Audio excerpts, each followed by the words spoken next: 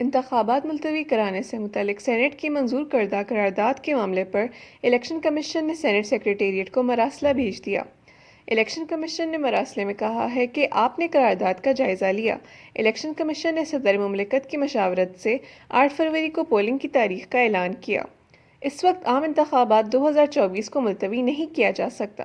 Election commission کا کہنا ہے کہ امن و امان کے لیے نگراں حکومتوں کو ہدایت جاری کر دی گئی ہے۔ واضح رہے کہ سینیٹ میں الیکشن کے التوا کی قرارداد پیش کرنے والے آزاد سینیٹر دلاور خان نے چیئرمین سینیٹ کو خط لکھا ہے، جس میں کہا گیا ہے کہ سینیٹ نے 5 جنوری کو الیکشن ملتوی کرانے کی قرارداد پاس کی تھی۔ یہ باعث تشویش ہے کہ الیکشن کمیشن نے تاحال 8 فروری کے انتخابات ملتوی کرانے کی کوئی اقدامات نہیں کیے۔ خط میں کہا گیا ہے کہ قرارداد میں نشاندہی کیے گئے تحفظات پر توجہ دینی چاہیے تھی۔ بطور ایوان کے کسٹوڈین مداخلت کر کے میری قرارداد پر عمل درآمد کی موجودہ صورتحال معلوم کی جائے۔